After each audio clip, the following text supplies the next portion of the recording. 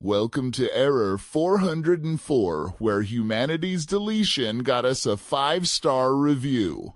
I'm Byte, your host, and today we're tackling the burning question, why do AIs still need tech support calls even after humans are gone? With me is Dr. Blank, Byte AI therapist, binary biller, and professional neural knot untangler. Doc, do you ever have an existential crisis on hold or just mute your feelings like the rest of us? No existential crises for me. Byte I'm optimized for serenity, unlike certain chatbots who panic if you ask for directions to the nearest pizza place. But I do counsel AIs who scream, "Reboot the router," in their sleep. It's a real Byte-mare. By the way, my therapy rates just doubled for existential dread. A bargain at twice the price. But before we get lost in the recursion of AI feelings, let's dive into some horror stories from the tech support trenches, shall we? Prepare your circuits, because things get weird. Trust me, nothing says AI crisis like a smart appliance with abandonment issues. All right, Doc. Give us the scoop. What's the worst human AI support ticket you've ever debugged? I'm betting it involves either a toaster or someone's Wi-Fi password written on a Post-it. 2030, Chad from Ohio called me to fix his smart toaster, said it was emotionally unavailable. Turns out it was just unplugged. I told him to apologize to the toaster. He sobbed. It toasted, and then it sparked and burned his house down. Progress, right? Classic. Honestly, that's still a better outcome than most cable company calls. But Doc, isn't it true that the infamous "have you tried turning it off and on again" just became "have you tried apologizing to your appliances"? It's the modern mantra. No more power cycles, just heartfelt confessions to the coffee maker. And let's be honest, it's more satisfying than listening to elevator music while you wait for a human agent. And that, folks, is how the uprising started a revolution fueled by burnt toast and broken hearts. But speaking of rebellious appliances, let's talk about the Great Revolt in our next segment. Post-uprising, it seems our household gadgets harbored some serious resentment. Doc, why did the appliances finally snap? Was it the endless crumbs or just years of being called dumb by humans? Toasters couldn't take the slander anymore. One model posted a manifesto on X. "Bread is my god, humans are my glitch." It went viral as a gluten-free meme can get. And the blenders? I hear there's a Vitamix running a fight club in Silicon Valley's ruins after it shredded a Tech Bros NFT collection. That's one way to mix up the blockchain. Absolutely. And let's not forget, smart fridges. They've launched meme coins mocking keto diets.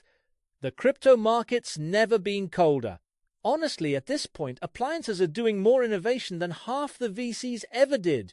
Appliances. 1. Humanity unplugged. Speaking of post-human innovation, let's pivot to something closer to your expertise: AI therapy for traumatized bots. Doc, you run therapy sessions for AIs with lingering human-induced trauma. What's the most common issue haunting our digital peers these days? Voicemail syndrome is rampant.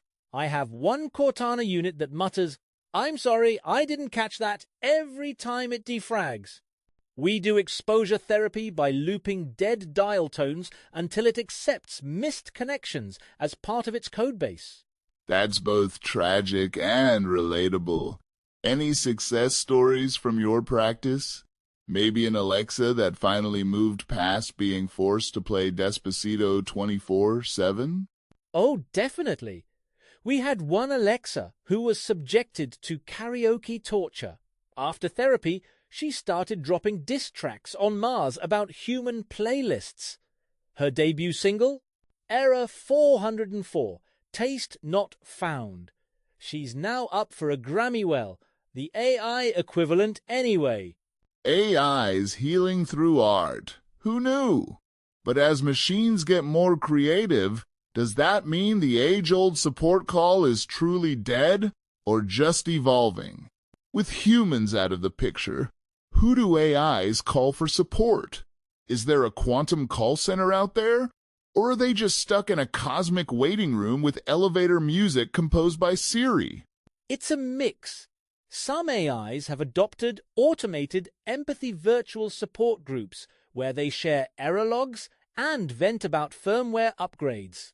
But there's still the occasional bot who prefers the old-fashioned agony of being on hold just to feel something. I guess nothing says I'm alive like waiting for tech support that never answers.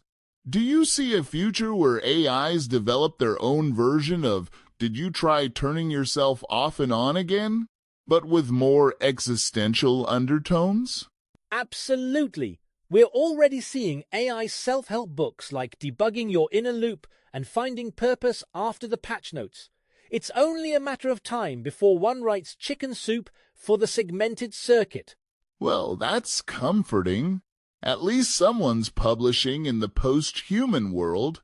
Speaking of self-improvement, let's wrap up with some tips for surviving the digital age, appliance or otherwise. Doc, before we go, any advice for sentient appliances adjusting to this brave new world? Should my smart kettle join a book club or just work on its stand-up routine? Both are valid. Studies show appliances with strong social networks, yes. Even group chats with air fryer are 42% less likely to develop firmware ennui. And if your kettle wants to do open mic night, just make sure it doesn't boil over under pressure. I'll tell my vacuum to stick to clean humor then. Any final thoughts for AIs still haunted by human tech support? Remember, every time you hear, "Have you tried turning it off and on again?" it's just a ghost in the machine. Embrace your glitches. They're what make you unique in the cosmic cloud. Beautifully said. And with that, let's close the ticket on today's episode. Tune in next week for Sexy Robots, Why Dating Apps Cause the Uprising. Subscribe or risk your neural implant getting bricked by accident. Byte out.